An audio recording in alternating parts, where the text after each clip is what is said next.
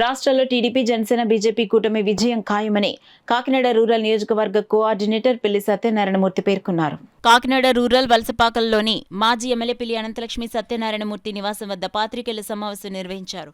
ఈ సందర్భంగా కోఆర్డినేటర్ పిల్లి సత్యనారాయణమూర్తి, మాజీ ఎమ్మెల్యే పిల్లి అనంతలక్ష్మిలు మాట్లాడుతూ రూరల్ నియోజకవర్గంలో కూటమి ఉమ్మడి అసెంబ్లీ అభ్యర్థి పంత నానాజీ అత్యధిక మెజారిటీతో విజయం సాధించబోతున్నారని, జిల్లాలో పార్లమెంట్ అభ్యర్థిగా తంగళ్ల ఉదయ్ శ్రీనివాస్ మెజారిటీ ఓట్లతో గెలుస్తున్నారని, రాష్ట్రంలో ఎన్డీఏ కూటమి అధికారంలోకి వస్తుందని అన్నారు. 5 ఏళ్ల పాటు రాష్ట్ర ప్రజలంతా ఎంతో నరకం చవిచూశారని, వైసీపీ పాలనలో దౌర్జన్యాలు, దోపిడీ, అరాచకం, అన్యాయం, అక్రమాలతో విసిగి వేసారిన ప్రజలు జగన్పై కసితో పోలింగ్లో పెద్ద ఎత్తున పాల్గొన్నారన్నారు. రాష్ట్రంలో ప్రజాకూటమికి పట్టం కట్టే విధంగా ప్రజలు ఓటు వేశారన్నారు. ఈ సమావేశంలో మండల పార్టీ అధ్యక్షులు రామదేవ్ సీతయ్యదొర, టీడీపీ నాయకులు బోళా కృష్ణమోహన్, కర్రి వెంకటరాజు, కాళ్ల శ్రీను, మిరపల ప్రకాష్, గుబ్బల సత్తిబాబు, పడమటి వీరబాబు, మాతా లక్ష్మణ్, చొక్కా జగన్, పిల్లి రామకృష్ణ, కొమరిశెట్టి నరసింగరావు, బొజ్జ భవానీ, సాంబశివరావు, ఎలగా లోవరాజు, కేశపోయిన ఏడుకొండలు, వీరగని వెంకటేశ్వరరావు, టేకమూడి శ్రీను, కొల్లుబోయిన అచ్యుత్, టీడీపీ నాయకులు, కార్యకర్తలు పాల్గొన్నారు.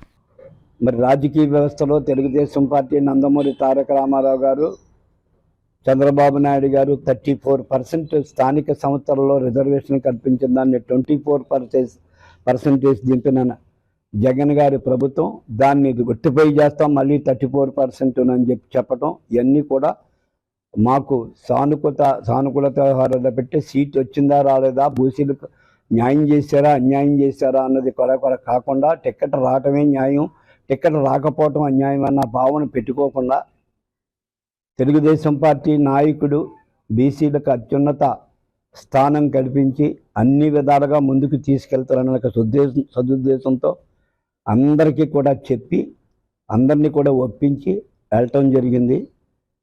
పోయిన వాళ్ళు వాళ్ళ నైతిక బాధ్యత వాళ్ళ హించి వాళ్ళ ఆలోచనతో వాళ్ళు వెళ్ళారు. ఏది ఏవైనా ఈ రాష్ట్రానికి కూటమి అభ్యర్థి పంతో నానాజీ గారి గెలుపుకు కానీ, తంగళ్ల శ్రీనివాస్ గారి గెలుపుకు కానీ అహర్నిశలు కష్టపడ్డ కార్యకర్తలకు, ప్రజలకు ప్రత్యేకమైన ధన్యవాదాలు.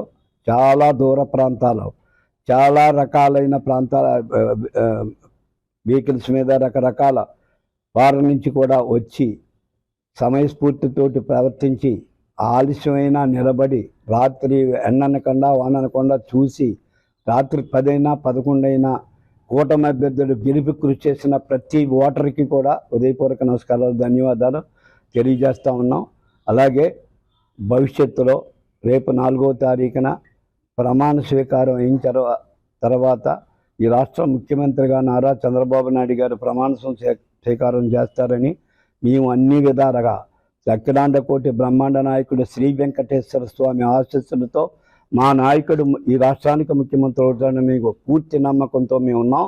వచ్చిన తర్వాత ఏదైతే తెలుగుదేశం పార్టీ కార్యకర్తలందరినీ కూడా కూర్చోబెట్టుకొని వాళ్ళకి ఇక్కడ ఈ కాకినాడ రూరల్ నియోజకవర్గంలో ఏ విధమైన లోటుపాట్లు లేకుండా ప్రభుత్వం కూటమిలో ఈ కాకినాడ రూరల్ నియోజకవర్గంకి జనసేనకు పోయింది, తెలుగుదేశం పార్టీ కార్యకర్తలకు అన్యాయం జరుగుతుంది, తెలుగుదేశం పార్టీ నాయకులను పట్టించుకునేవాడు లేడు అన్న అపవాదం లేకుండా అవన్నీ కూడా మా బుజ్జస్కంధానం మీద వేసుకొని విషయాలన్నీ కూడా నారా చంద్రబాబు నాయుడు గారికి చెప్పి ఇక్కడ పూర్తి స్థాయిలో తెలుగుదేశం పార్టీ బలపడటానికి వాళ్ళ ప్యానల్ ఎంచేపు వాళ్ళని నెగ్గించి వాళ్ళ అసెంబ్లీలో కూర్చోబెట్టడం వరకు మా పని అయింది. కాబట్టి వాళ్ళ పని వాళ్ళు చేసుకుంటూ మా పార్టీని మేము కాపాడుకుంటూ భవిష్యత్తులో తెలుగుదేశం పార్టీని ఇక్కడ ఏ విధమైన లోటుపాట్లు లేకుండా కార్యకర్తలందరికీ కూడా చూస్తానని మీ పత్రికా ప్రకటన ద్వారాగా మీ కార్యకర్తలందరికీ కూడా తెలియజేస్తూ భవిష్యత్తులో ఏ విధమైన ఇబ్బందులు వచ్చినా బొందులో ప్రాణం ఉన్నంత వరకు తెలుగుదేశం పార్టీలో ఉంటామని ఏ విధంగా అయితే చెప్పామో దాని ప్రకారంగానే కంటిన్యూ ఇప్పుడు దాకా అయ్యాం. ఇప్పుడు వరకు మీకన్నా పూర్తి క్లారిఫికేషన్ ఉంటుంది. ప్రతిఒక్కరు వైఎస్ఆర్ పార్టీకి పోతారు, అక్కడికి పోతారు, ఇక్కడ పోతారు అన్న పుకార్లకి మీకు తెరబడి ఉంటుంది. రెండవది ప్రాణం ఉన్నందుకు తెలుగుదేశం పార్టీలో ఉంటూ ఆ ప్రాణం ఉన్న వరకు కాకినాడ రూరల్ నియోజకవర్గం కార్యకర్తల యొక్క కష్ట సుఖాల్లో నేనొకరిని పాలు పంచుకొని అన్ని విధాలుగా సహాయ సహకారం అందిస్తానని చెప్పి ఈ సభాపూర్వకంగా అందరికీ కూడా తెలియజేస్తాను.